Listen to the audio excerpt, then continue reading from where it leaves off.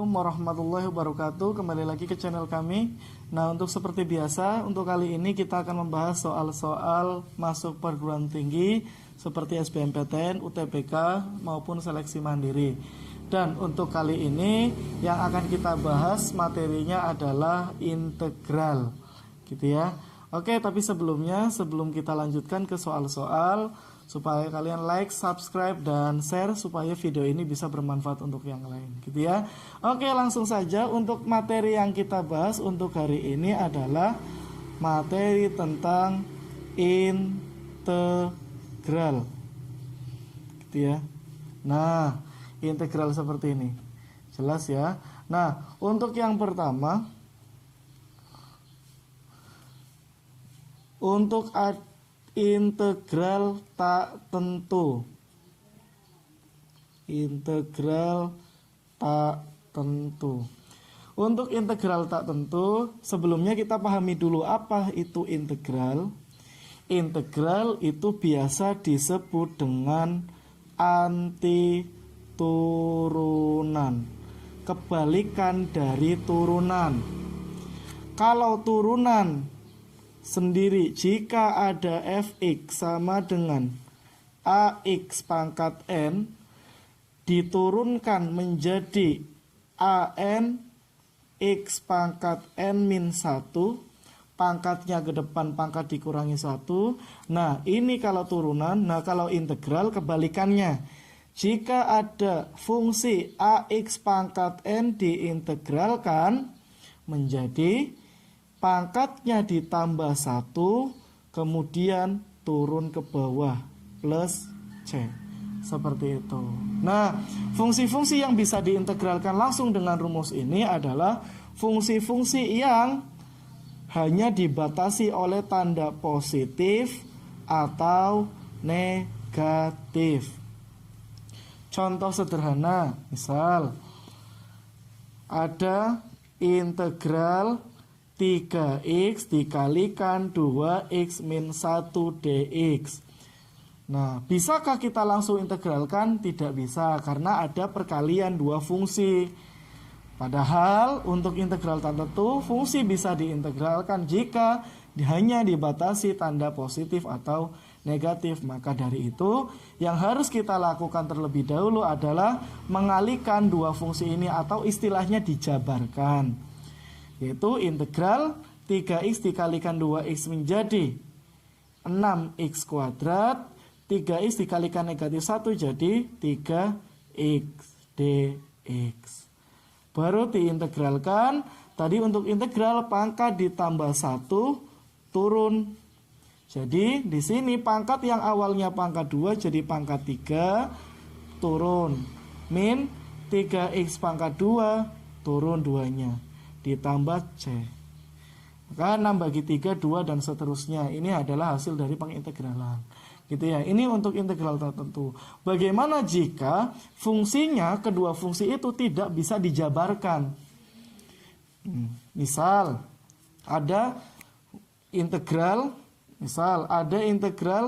3x dikalikan dengan 2x kuadrat min 1 pangkat 5 dx.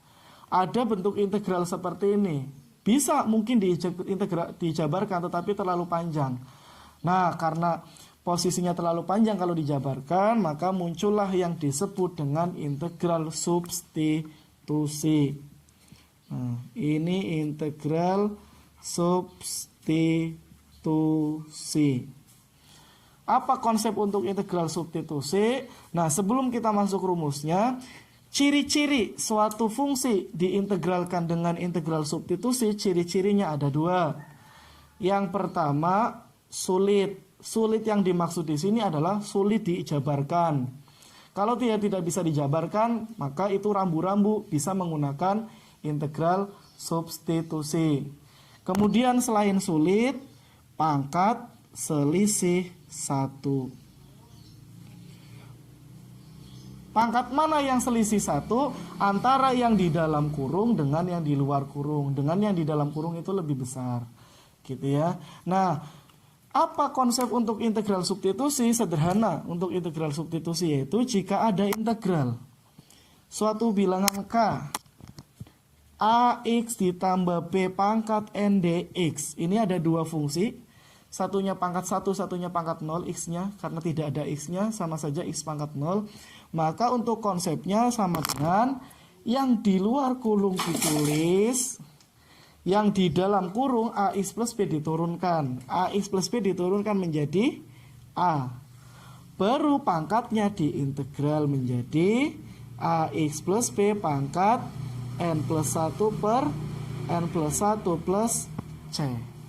Gitu ya, mudah ya untuk integral substitusi kali ini. Nah, contohnya jika ada integral 3x dikalikan 2x kuadrat min 1 pangkat 5, maka caranya tadi yang di luar ditulis dulu. Yang di luar siapa? 3x. Baru yang di dalam diturunkan, 2x kuadrat min 1 diturunkan 4x turunan ya. Buka lagi turunan bagi yang lupa. Gitu ya. Kemudian pangkatnya kita tambah 1, jadi 2x kuadrat min 1 pangkat 6 dibagi 6 plus C. Nah, di sini sesama X bisa kita hilangkan. 3 bagi 3 1, 6 bagi 3 2. Maka menghasilkan 1 per 4 kali 2 8 kali 2x kuadrat min 1 pangkat 6 plus C. Seperti itu. Ini untuk integral substitusi. Paham ya? Oke, coba kita next ke soal yang pertama. Untuk soal SBMPTN. Soal yang pertama kita ambilkan dari SBMPTN tahun 2017 matematika dasar gitu ya. Oke, coba kita perhatikan soal ini. Diketahui ada integral 9x kuadrat dikalikan dengan akar x pangkat 3 min 1 dx. Nah, untuk bentuk seperti ini kira-kira menggunakan teknik pengintegralan apa? Bisa tidak kita langsung integralkan?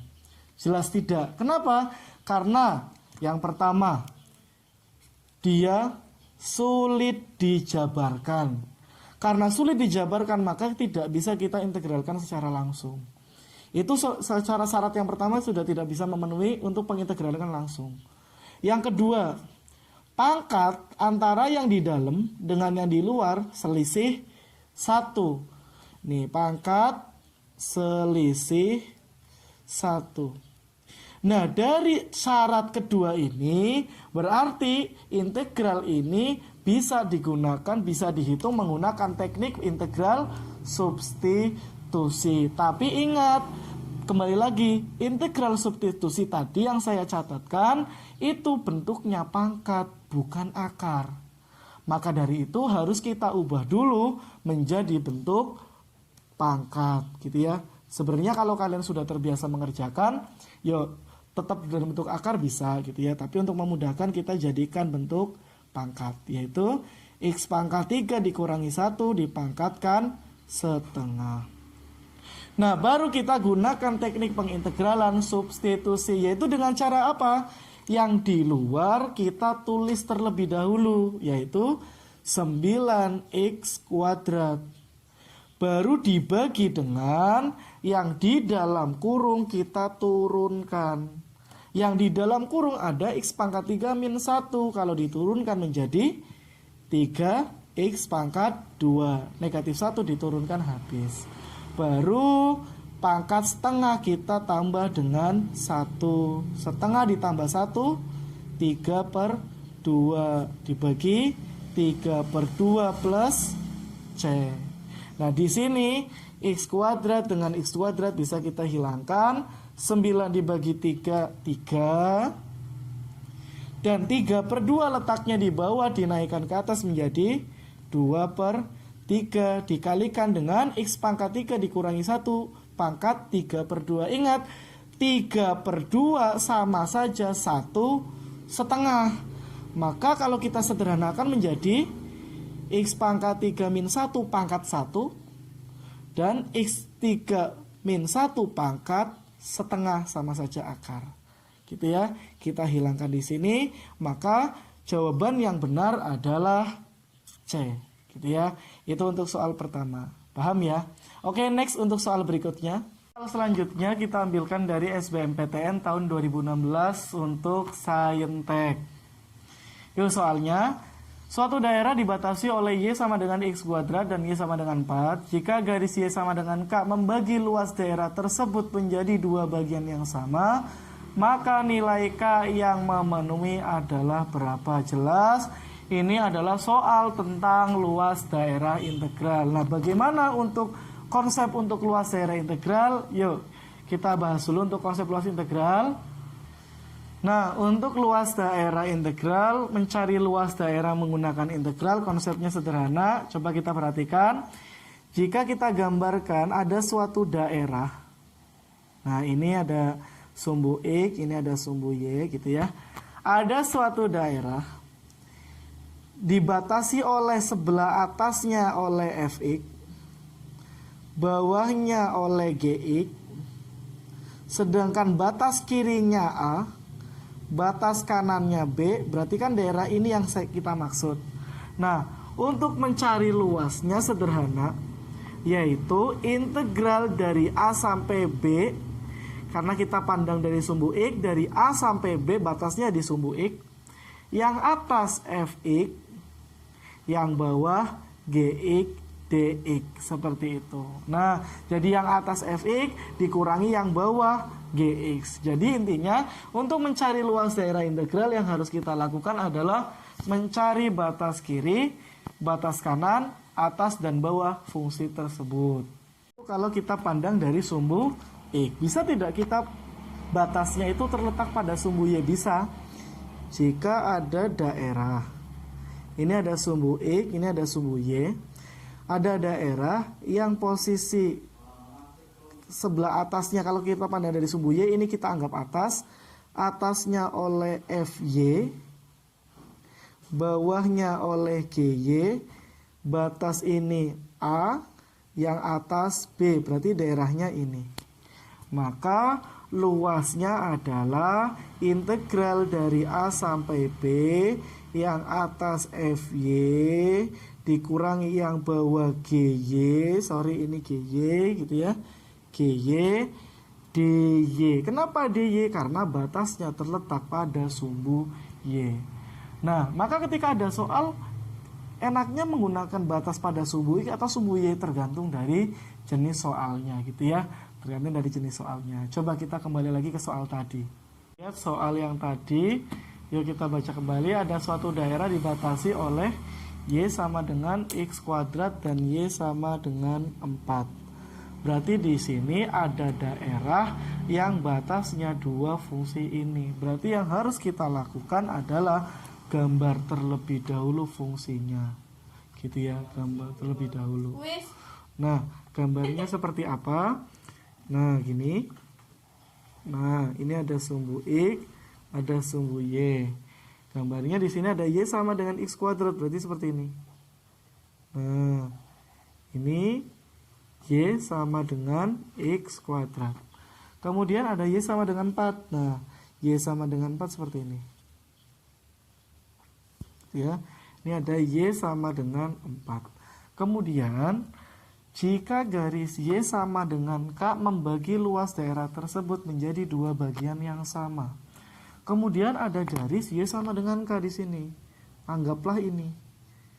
Ini ada garis Y sama dengan K, sehingga luas di atasnya Y sama dengan K dan di bawahnya Y sama dengan K menjadi dua bagian yang sama. Gitu ya. Lah terus seperti apa caranya? Yuk kita lihat bersama. Ini batasnya ini 0. Ini K. Ini 4. Yang jelas, batas yang jelas itu adalah batas terhadap sumbu Y. Maka yang kita pakai adalah DY tadi. Kalau kita lihat seperti itu, batasnya pakai sumbu Y. Dan kalau kita perhatikan, luas atas sama dengan luas yang di bawah. Maka luas yang ini sama dengan luas yang ini. Gitu. Kenapa saya pakainya satu sisi? Karena supaya batas bawahnya Y, yaitu sumbu Y, yaitu X sama dengan 0. Itu lebih mudah.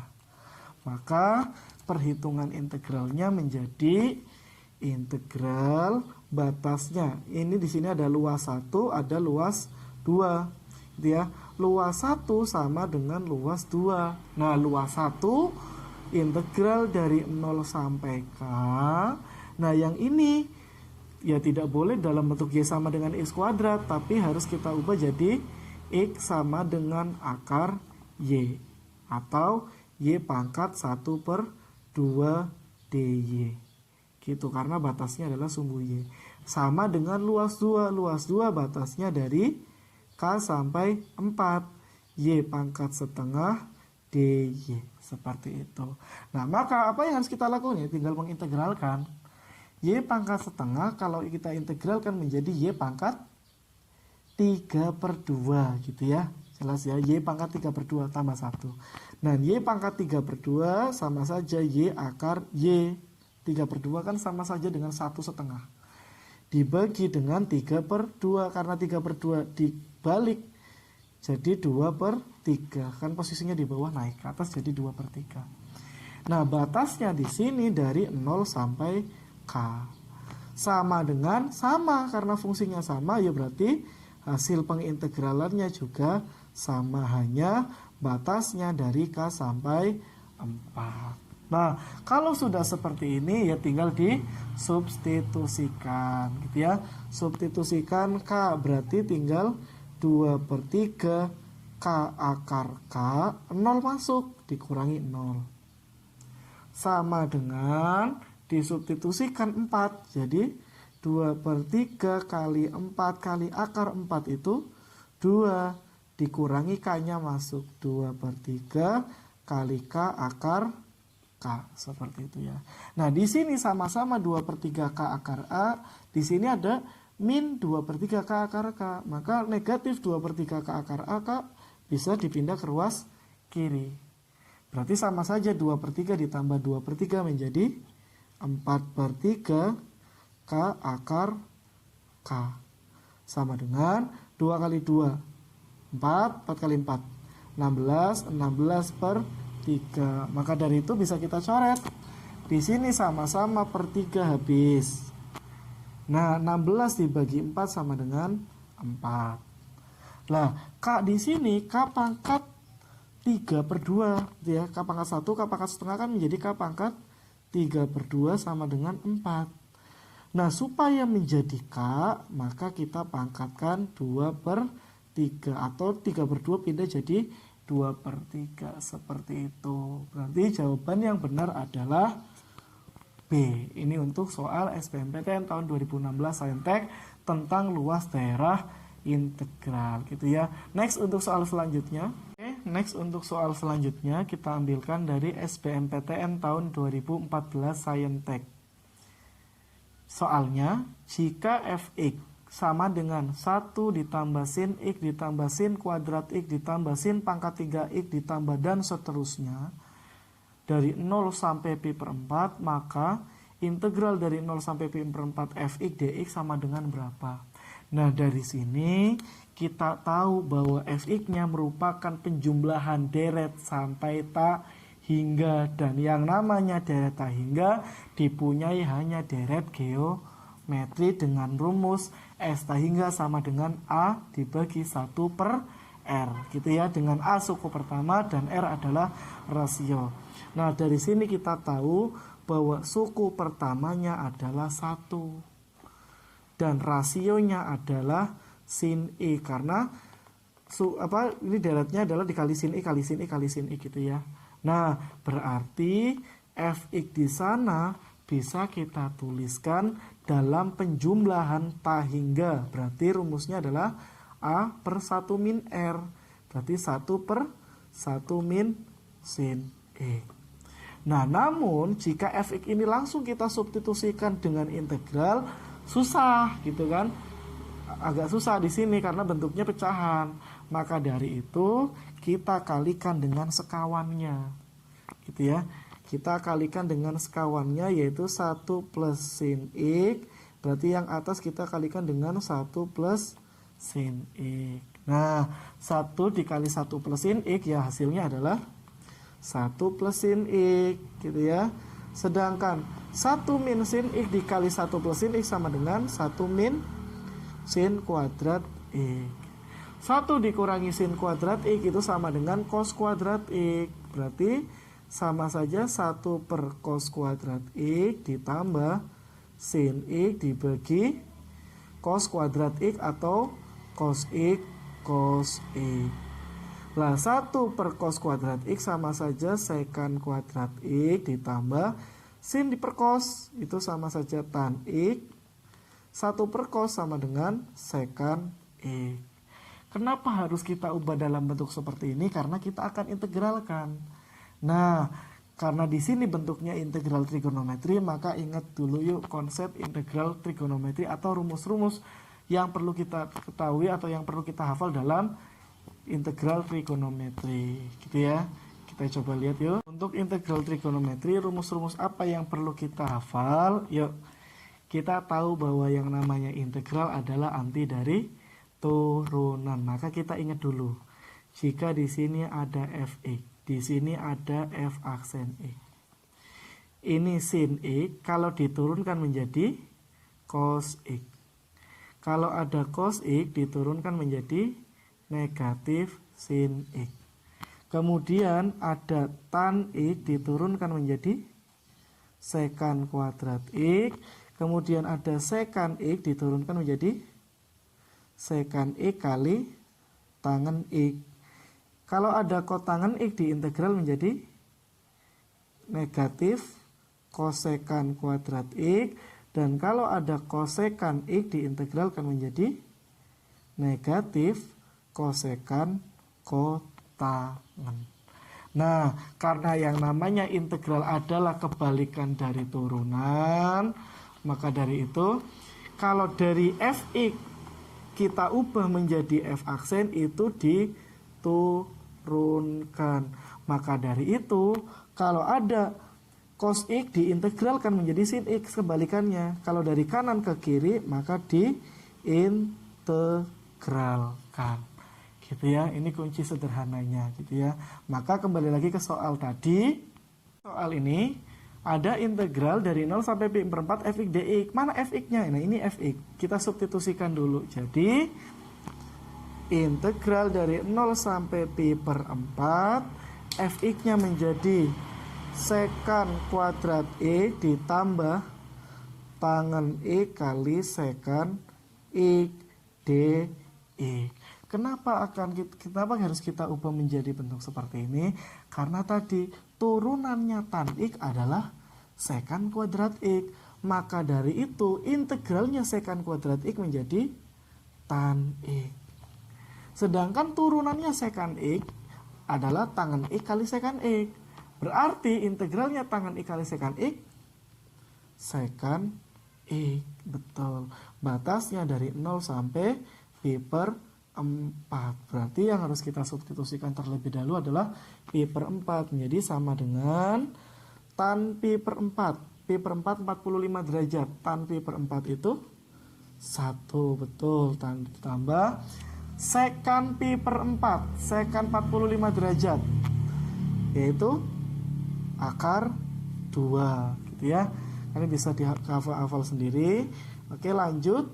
Untuk tan 0 itu 0, substitusikan 0-nya ya, ditambah secant 0 itu 1. Betul. Berarti 1 dikurangi 1 habis, maka jawabannya adalah akar 2. Berarti jawaban yang benar untuk soal ini adalah E. Seperti itu. Ini untuk soal SBMPTN tahun 2014 yang saintek gitu ya. Oke, next kita ke soal selanjutnya. Soal selanjutnya dari SBMPTN tahun 2017 saintek, dan kebetulan soal ini juga sekarang di UTBK jenisnya ya soal-soal seperti ini gitu ya. Jadi yuk kita perhatikan betul-betul. Jika ada integral dari negatif 4 sampai 4, fungsinya fx dikalikan dengan sin x ditambah 1 dx sama dengan 8 dengan fx fungsi genap, dan integral dari negatif 2 sampai 4 fx dx sama dengan 4. Yang ditanyakan adalah integral fx dx dari negatif 2 sampai 0 berapa. Berarti untuk bisa mengerjakan soal ini, kita harus tahu apa itu fungsi genap dan apa itu fungsi ganjil. Yuk kita coba lihat apa itu fungsi genap dan fungsi ganjil. Nah, apa itu fungsi genap dan fungsi ganjil? Fungsi genap dan fungsi ganjil seperti ini. Ini untuk yang pertama fungsi genap. fungsi genap itu bersifat jika ada f min x sama dengan fx. Jika ada f min x sama dengan fx, negatifnya hilang, seperti itu. Ini adalah sifat dari fungsi genap. Salah satu contohnya adalah cos x. Kalau kita perhatikan, fungsi cos x di antara sumbu y, di sebelah kanan sumbu y dan sebelah kiri sumbu y, kan berbentuk seperti ini. Nah, misalkan ini negatif A, ini 0, ini adalah A. Kalau kita perhatikan, luasnya dia sama. Dan yang namanya luas itu sama saja integral gitu ya, sama saja integral. Integral itu adalah menyatakan luas daerah di bawah kurva. Maka kalau kita lihat di sini, berarti fungsi genap mempunyai sifat jika ada integral dari min A 0 fx dx itu sama dengan dari 0 sampai A fx dx. Ini sifatnya. Atau sifatnya, sifat yang kedua berakibat jika ada integral dari min A sampai A fx dx itu sama dengan 2 kali integral dari 0 sampai A fx dx. Ini untuk fungsi genap gitu ya. Bagaimana dengan fungsi ganjil? Fungsi ganjil itu mempunyai sifat jika ada f min x sama dengan min fx, negatifnya keluar. Seperti itu. Salah satu contohnya adalah sin, fungsi sin. Ini fungsi sinus. Nah, untuk fungsi sinus sendiri kalau kita gambarkan kan seperti ini. Di sebelah kanan dan sebelah kiri sumbu x. Ini ada min A, ini ada 0, ini ada A. Nah, ini posisinya di bawah, ini posisinya di atas. Dia mempunyai luas yang sama, tetapi yang satu di atas, yang satu di bawah. Berarti kalau fungsi ganjil mempunyai sifat integral dari negatif A 0 fx dx kalau ditambah dengan integral dari 0 sampai A fx dx itu sama dengan 0 karena satunya positif, satunya negatif dengan luas yang sama. Gitu ya. Maka kalau ini berakibat integral dari min A sampai A fx dx-nya fungsi ganjil sama dengan 0. Gitu ya. Ini untuk fungsi genap dan fungsi ganjil. Bagaimana jika ada fungsi genap dan fungsi ganjil dikalikan? Apakah menjadi genap atau menjadi ganjil? Contoh. Fungsi ganjil kita contohkan sin. Fungsi genap kita contohkan cos. Bagaimana jika ada fungsi ganjil dan fungsi genap kita kalikan menjadi hx, yaitu sin x kali cos x. Kita buktikan saja dengan h min x sama dengan sin min x kali cos min x. Lah sin min x, minnya keluar karena dia fungsi ganjil. Cos min x, cosnya, minnya hilang. Maka tetap menjadi min, yaitu min menjadi min h x. Maka dari itu jika ada fungsi ganjil dan fungsi genap dikalikan, maka menghasilkan fungsi ganjil. Berbeda dengan bilangan. Kalau bilangan genap dikalikan ganjil hasilnya genap gitu ya. Tetapi kalau fungsi genap dikalikan fungsi ganjil menghasilkan fungsi ganjil, seperti itu. Nah, bagaimana penerapannya pada integral? Yuk kita lihat. Penerapannya pada integral, kita lihat soalnya dulu. Yang ditanyakan adalah integral negatif 2 sampai 0. Itu dulu yang menjadi patokan karena soalnya panjang dan biasanya kita bingung harus mengerjakan yang mana dulu. Berarti kita patokannya adalah yang ditanyakan. Yang ditanyakan integral dari min 2 sampai 0 fx dx. Padahal negatif 2 kalau yang diketahui itu berpasangan dengan 4, bukan berpasangan dengan 0. Maka integral dari min 2 sampai 0 bisa kita tulis min 2 sampai 4 fx dx ditambah 4 sampai 0 fx dx. Kenapa kok jadi seperti ini? Karena kita ingat sifat integral adalah jika ada integral dari A sampai B fx dx sama dengan dari A sampai C fx dx ditambah dari C sampai B fx dx dengan C bebas asal sama, seperti itu ya. Ini sifat yang kita gunakan. Maka dari itu integral dari negatif 2 sampai 4 ada, yaitu 4. Berarti di sini 4 ditambah. Nah, kita tinggal butuh integral dari 4 sampai 0. Lah bagaimana caranya untuk mencari integral dari 4 sampai 0? Dengan cara menggunakan yang ini. Karena yang ini sudah digunakan. Yuk, coba kita lihat.